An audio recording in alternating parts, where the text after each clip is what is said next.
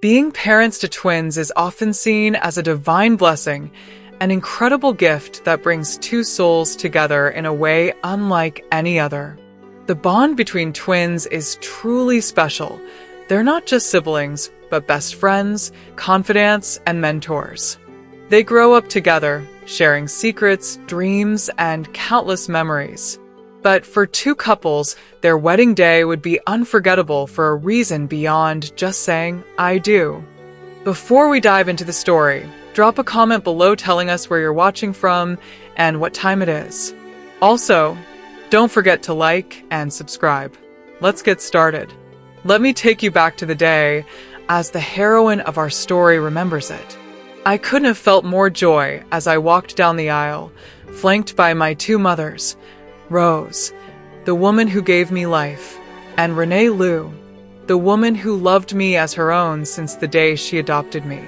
From a young age, my identical twin sister, Tayola, T for short, and I had talked about this day endlessly. But there was one heart-wrenching regret. My beloved T, who was just 20, wouldn't be at my wedding. She was waiting outside, preparing for her own. It was a day unlike any other. Eric and Sean Crow, identical twin brothers, were joining us in a double wedding. Two couples, two ceremonies. Anyone unfamiliar with us might have thought they were seeing double. Tayola and I were in matching strapless dresses, and the boys wore dark suits with coordinating ties and waistcoats. We could easily have been mistaken for each other if we'd swapped outfits. When Eric, 26, caught sight of me, he said with a smile, "You look beautiful." I couldn't help but smile back, thinking about how T and I had first met him and Sean at our local church 8 years ago. We hadn't spoken much since then, but today we were all getting married together as a double couple. Isn't life just full of unexpected moments?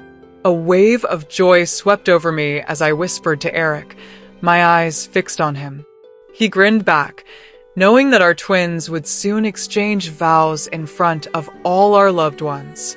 It was a beautiful thought, a storybook wedding that felt like a dream, so different from the lives we once knew. Tayola and I had grown up in the Marshall Islands, born to a single mother who was already raising 9 children. She was a kind and loving woman, but the weight of caring for all of us was more than anyone could bear. Our father had disappeared from our lives when we were too young to remember him. Mom worked tirelessly as a maid in a hotel resort, long hours spent cleaning, making sure we went to school, stayed healthy, and had food to eat. Our extended family helped look after us while she worked, but it was clear the pressure was taking a toll. By the time we were 8, she was on the brink of a breakdown. That's when she made the decision to move in with her boyfriend, just a 10-minute walk away. For 2 months, we fended for ourselves, 5 older siblings, 2 younger, and us, the twins, trying to make do without a mother or father. We had a grocery account, so we could buy basic food like rice, corned beef, and hot dogs. Our little sister, Lily, who was only 2.5, cooked and cared for us as best as she could. Through the years, a kind American missionary couple, Terry and Amy Sasser, had always helped us out. Lily, in her wisdom, suggested we go to them for help. They were well loved on the island, so without hesitation, Tayola, Lily, and our younger brothers, Kenny and Jason, went to their home and asked if they could take us in. How could we have known that those small steps would lead us to this beautiful day? They welcomed us with open arms, while our other 4 siblings were placed with relatives. At least now, we had a home and people who cared for us. It was a relief, because I couldn't help but wonder what would have happened if we hadn't been taken in. Young children left alone on the islands were never truly safe. The Sasser family's children had grown up and moved to America, and 6 months later, when their daughter, Renee, and her husband, Derek Lau, came to visit, everything changed. From the moment they saw us, they knew they wanted to make us part of their family. "Are you sure you want us to live with you?" I asked, unsure of what to expect. Renee smiled warmly and wrapped her arms around me. Yes, honey, we want you with us. They called our mother, who was overjoyed to hear someone was willing to care for us. Soon after, Tayola and I were adopted by the Lau family, now living in Indianapolis, and the other 3 siblings were adopted by the Sassers.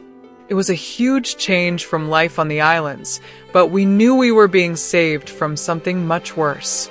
Life in America was completely different.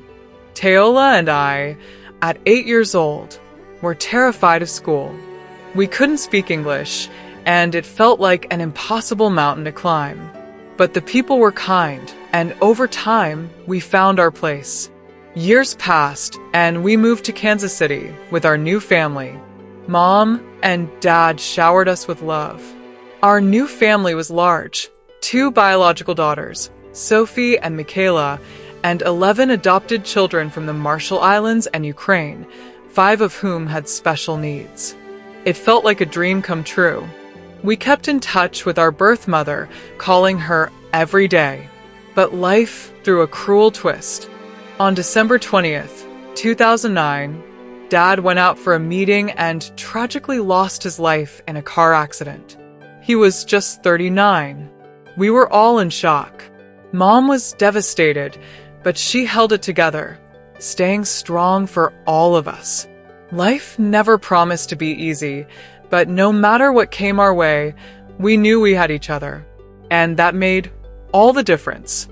Tayola and I were devastated. Dad had been everything to us: our protector, our guide, our rock. His loss felt like the world had shattered. We stayed close to Mom, helping her through the funeral in January, being her shoulder to lean on when she'd break down, her voice trembling as she whispered, "I just miss him." We all felt it, the emptiness, the absence of the man we loved. The next 2 years felt like a blur. The pain was still raw, but we found solace in the church where Dad had served as a minister. We volunteered at the International House of Prayer in Kansas City, trying to heal in the same place he had poured his heart into. At 16, Tayola and I met Eric and Sean. I elbowed her, nodding toward the 2 guys across the room. "Look, there's another set of twins," I said. I had noticed Eric, but didn't realize he was part of a twin duo. We seized the moment and introduced ourselves. "Hey, I'm Kyola, and this is my sister, Tayola. We're identical twins, too." I smiled. Eric grinned back. "Nice to meet you." They were older, 21, but still, they were kind, and we had a brief but memorable chat. We didn't see them again for 3 years. Life got busy, and they traveled across the country volunteering and helping those in need. But in 2010, when an earthquake struck Haiti, Tayola and I decided to join the church's relief mission. Before we could go, we had to take a training session on helping those in crisis. As I walked into the room, I saw Eric. My stomach flipped. "Hey, how's it going?" I greeted him with a smile, though my heart raced. "Good, great to see you," he responded warmly. We instantly clicked. He was smart, a little shy, and had this amazing sense of humor that made me feel at ease. Tayola was disappointed that Sean wasn't there until she found out he was sick but would be joining us later. Eric and I exchanged a few words, but I couldn't read him. Was he interested? I had no idea, and I doubted I stood a chance, especially with the age difference. Then, just like that, our trip to Haiti was canceled, and the story paused there. But who knew what would happen next? Life's surprises can always change your path when you least expect it. 2 weeks later, I was completely caught off guard when Eric sent me a message on Facebook. It was simple, but it made my heart race. "Do you want to grab coffee sometime?" I couldn't believe it. Was Eric really asking me out? I let out a loud squeal, completely surprised. It was the first time anyone had ever asked me on a date. Naturally, I assumed it was a casual meetup with his brother, Sean, and Tayola, so I replied, "We'll both be there." Eric quickly told Sean he had to come, because Tayola would be there. What I didn't know then was that Sean, though interested in Tayola, was shy and took a while to warm up to new situations. Tayola and I spent ages deciding what to wear. She must have changed her outfit at least 10 times before finally settling on a black and white t-shirt. I went with a black shirt and jeans, hoping to keep it simple. "So, tell us a little about yourselves," Eric began. Tayola and I exchanged amused looks before diving into our story, our life on the islands, the struggles we faced, and how we were adopted together. When we finished, Eric's response was genuine. "You've been through a lot." Curious, he asked, "Where are you from?" We learned that Eric and Sean were originally from North Carolina, but had moved often due to their father's military career. They had only arrived in Kansas City a few weeks before us to start their studies. It felt like the beginning of something special. The road ahead was uncertain, but that small coffee date? It was the spark that ignited something deeper. At Bible college, we hit it off instantly, bonding over deep conversations that stretched into the early hours. A few days later, Eric asked me out again, and Sean did the same with Tayola. We both knew, almost instantly, that these were the men we wanted to marry. They were kind, thoughtful, and honorable, everything we had hoped for. Despite being twins, Tayola and I had very different personalities.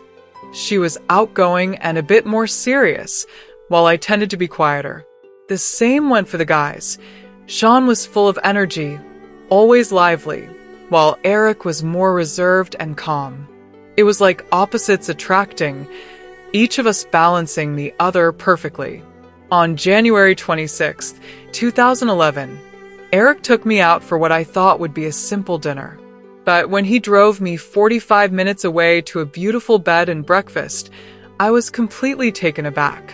As we entered, I couldn't help but ask, "What's going on here?" I was confused as to why he had rented out the entire first level.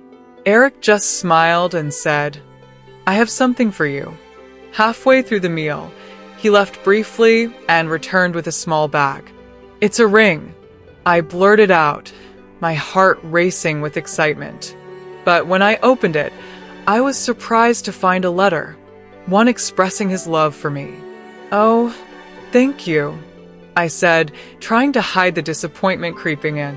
I had been so sure he was going to propose. But sometimes, love is more than just grand gestures. It's the sincerity behind every moment that truly matters. I did my best to hide my disappointment. We talked and laughed long into the evening, but then Eric suddenly said, "I've got one more surprise for you." He disappeared for a moment, returning with a small Tiffany box. My heart raced, but I tried to keep my expectations low. Maybe it was just a bracelet or a pair of earrings. Still, my hands shook as he handed me the box. When I opened it, I found a ring box inside. "You'll have to help me open it," I said, my voice barely a whisper. Eric chuckled. "Honey, just open it." We both laughed, but I insisted. "Let's do it together. On 3. When we opened it, there it was, a beautiful diamond ring. "Kyola, I want to spend the rest of my life with you," Eric said, taking the ring out and kneeling before me. "Will you be my wife?" I could barely breathe. "Yes," I answered, and we hugged, both overwhelmed with emotion. But then my mind quickly shifted to Tayola. "What about T and Sean?" I asked. "They're engaged too," Eric teased. It turns out the brothers had planned a double proposal. Tayola and I picked different flowers for our wedding bouquets. She chose cascading lilies, while I went for roses. We wore separate outfits and styled our hair differently, but we agreed on a color scheme, white and dark purple. Our wedding cake was Italian cream, the favorite of both of us. Every year, the 4 of us celebrate our anniversaries with a trip to the park, a simple tradition, but one that's become so meaningful. Because love, at its core, is about the little moments that bind us together. If this story touched you, kindly let us know in the comments. Don't forget to like, subscribe, and share. And tell us, do you want more stories of love, struggle, and promises that seemed impossible to keep?